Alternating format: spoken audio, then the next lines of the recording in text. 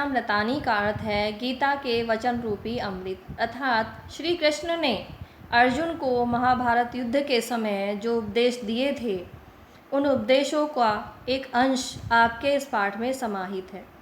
महाभारत युद्ध के समय जब कुरुक्षेत्र में अर्जुन अपना रथ लेकर पहुँचे, तब विपक्ष में भी अपने ही सगे संबंधियों को देखकर उनके मन में मोह उत्पन्न हो गया और वह श्री कृष्ण से कहने लगे कि हे श्री कृष्ण, मैं युद्ध नहीं करूँगा।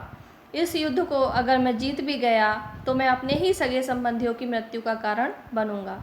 तब उसके इस मोह को दूर करने के लिए भगवान श्री कृष्ण ने अर्जुन को गीता के उपदेश दिए थे। तो आइए पाठ पढ़ना प्रारंभ करते हैं। पंचदश पाठ है। 15वां पाठ, गीता वचनामृतानि, गीता के वचनों का अमृत। पहला श्लोक है, त्वमादिदेवः पुरुषः पुराणः त्वमस्य विश्वस्य परं निधानं वेत्तासि वेद्यं च परमं च धाम त्वया ततं विश्वानंतरूप।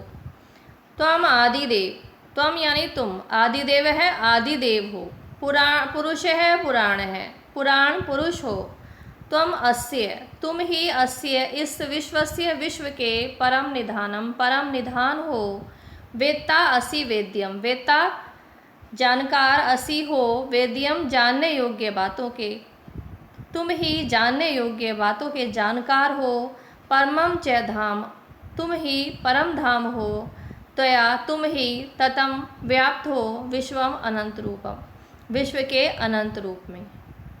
यहाँ से ईश्वर के लिए कहा गया है, श्री कृष्ण के लिए कहा गया है, तुम ही आदिदेव हो, तुम ही पुराण पुरुष हो, तुम ही इस विश्व के परम निधान हो, तुम ही समस्त जानने योग्य बातों के जानकार हो और तुम ही परम धाम हो, तुम ही इस विश्व के अनंत रूप हो। अगला श्लोक देख लेते हैं। यदा यदा हि धर्मस्य ग्लानिर्भवति भारत अभ्युत्थानम अधर्मस्य तदात्मानं सृजाम्यहम्। अर्थात यदा यदा जब जब धर्मस्य धर्म की ग्लानि हानि भवती होती है, भारत अर्जुन, अर्जुन का विशेषण है भारत, हे अर्जुन, जब जब धर्म की हानि होती है, अभ्युत्थानम वृद्धि होती है, अधर्मस्य अधर्म की, तद आत्मानम तब आत्मानम मैं स्वयं, सृजामि अहम सृजामि जन्म लेता हूँ, उत्पन्न होता हूँ। हे अर्जुन, जब जब धर्म की हानि होती है और अधर्म का अत्याचार बढ़ता है, तब तब मैं स्वयं उत्पन्न होता हूँ, अर्थात मैं स्वयं उत्पन्न होकर सभी के संकट दूर करता हूँ। तीसरा श्लोक, परित्राणाय साधूनां विनाशाय च दुष्कृतां धर्म संस्थापनार्थाय संभवामि युगे युगे। परित्राणाय रक्षा करने के लिए, साधूनां साधुओं की, विनाशाय विनाश करने के लिए, च और दुष्कृतां पापियों का, साधूनां परित्राणाय सज्जनों की या साधुओं की, परित्राणाय रक्षा करने के लिए, च और दुष्कृतां विनाशाय पापियों का विनाश करने के लिए, धर्म संस्थापनार्थाय धर्म की संस्थापना के लिए, संभवामि उत्पन्न होता हूँ, जन्म लेता हूँ या प्रकट होता हूँ, युगे युगे युग युग में। श्री कृष्ण अर्जुन से कहते हैं कि हे अर्जुन, जब सज्जनों की रक्षा के लिए, पापियों के विनाश के लिए और धर्म की स्थापना के लिए मैं हर युग में जन्म लेता हूँ, अर्थात पृथ्वी पर जब जब भी अत्याचार बढ़ेंगे, लोगों की परेशानी बढ़ेगी, तब तब मैं उनके उद्धार के लिए जन्म अवश्य लेता हूँ। सुख दुखे समे कृत्वा लाभालाभो जया जयो ततो युद्धाय युज्यस्व न एवं पापम वाप्स्यसि। सुख दुखे समे कृत्वा, सुख और दुख को समे कृत्वा समान कृत्वा करके, लाभ अलाभो लाभ और अलाभियाँ हानि को, जया अजयो जय और पराजय को भूलकर, ततो इसलिए युद्ध के लिए युज्यस्व तैयार हो जाओ, न एवं न इससे, पापम पाप वापस्यसि प्राप्त करोगे। अर्जुन से श्री कृष्ण कहते हैं कि हे अर्जुन, सुख दुख को एक समान मानकर लाभ हानि जय पराजय के विषय में विचार करना छोड़कर तुम युद्ध के लिए तैयार हो जाओ। इससे तुम पाप के भागी नहीं बनोगे, बल्कि इससे तुम्हारा यश ही बढ़ेगा। अब आगे आत्मा की अनश्वरता का संदेश श्री कृष्ण अर्जुन को देते हैं कि आत्मा अजर अमर है, यह कभी नहीं मरती है, जबकि केवल शरीर ही हमारा साथ छोड़कर जाता है। वांसांसि जीर्णानि यथा विहाय नवानि गृह्णाति नरोपराणि तथा शरीराणि विहाय जीर्णानि संयाति नवानि देहि। वांसासी वस्त्रों को, जीर्णानि पुराने, यथा जिस प्रकार, विहाय छोड़कर, जिस प्रकार से पुराने वस्त्रों को छोड़कर, नवानि नए, ग्रहणी ग्रहण करता है, नरो मनुष्य, अपराणी दूसरे।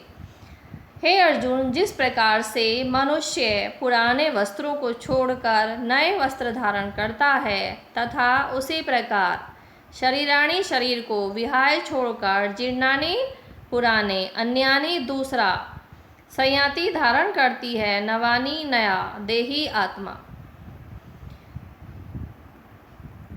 जिस प्रकार से मनुष्य पुराने वस्त्रों को त्याग कर नए वस्त्र धारण करता है, उसी प्रकार से देही अर्थात मनुष्य की आत्मा भी पुराने जीर्ण शरीर को छोड़कर दूसरा नया शरीर धारण करती है। अर्थात आत्मा कभी नहीं मरती, वह शाश्वत है, केवल शरीर ही नष्ट होता है। इसलिए हे अर्जुन, तुम शोक को त्याग कर युद्ध के लिए तैयार हो जाओ।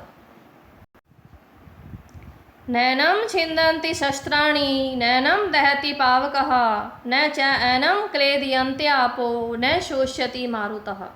न एनम इसको, छिन्दन्ति काट सकते हैं, शस्त्राणि शस्त्र, न एनम न ही एनम इसको, दहती जला सकता है, पावक अग्नि, न नहीं च और एनम इसको, क्लेदयन्ति गला सकती है, आपो जल, न नहीं शोष्यति सुखा सकता है, मारुतः वायु। श्री कृष्ण अर्जुन से कहते हैं कि इस आत्मा को शस्त्र काट नहीं सकता है, अग्नि इसको जला नहीं सकती है, जल इसको गला नहीं सकता है और हवा इसको सुखा नहीं सकती है। अर्थात प्रकृति का कोई भी प्रभाव इस आत्मा पर नहीं पड़ता है। आगे कर्म का उपदेश देते हुए श्री कृष्ण अर्जुन से कहते हैं कि मनुष्य को अपने निर्धारित कर्म ही करने चाहिए। उसका क्या फल मिलेगा क्या नहीं, इस विषय में नहीं सोचना चाहिए, क्योंकि कर्म का फल मनुष्य के हाथ में नहीं है। यह तो ईश्वर की अनुकंपा पर निर्भर करता है कि वो किस कर्म के लिए हमें कौन सा फल देते हैं। कर्मण्येवाधिकारस्ते मा फलेषु कदाचन मा कर्म फल हेतु भू मा ते संगो असत्व कर्मणि। अर्थात संधि हो जाएगी यहाँ, कर्मणि एव अधिकार है ते, कर्मणि कर्मों में, एव ही अधिकार है ते तुम्हारा केवल कर्म करने में अधिकार है, माँ नहीं है फलेषु फलों में, कदाचन किसी भी प्रकार के। हे अर्जुन, तुम्हारा केवल कर्म करने में अधिकार है, उसके फलों में नहीं। इसलिए तुम अपने लिए निर्धारित जो कर्म है केवल वही करो, इसका क्या फल मिलेगा इसके विषय में विचार मत करो। माँ कर्म फल हेतु हो, माँ मत बनो कर्म के फल का हेतु, तुम कर्म के फल का हेतु मत बनो, माँ मत ते तुम्हारा संग आसक्ति अस्तु हो अकर्मणि कर्महीनता में, और तुम्हारी आसक्ति कर्महीनता में भी न हो, अर्थात तुम अकर्मण भी मत बनो।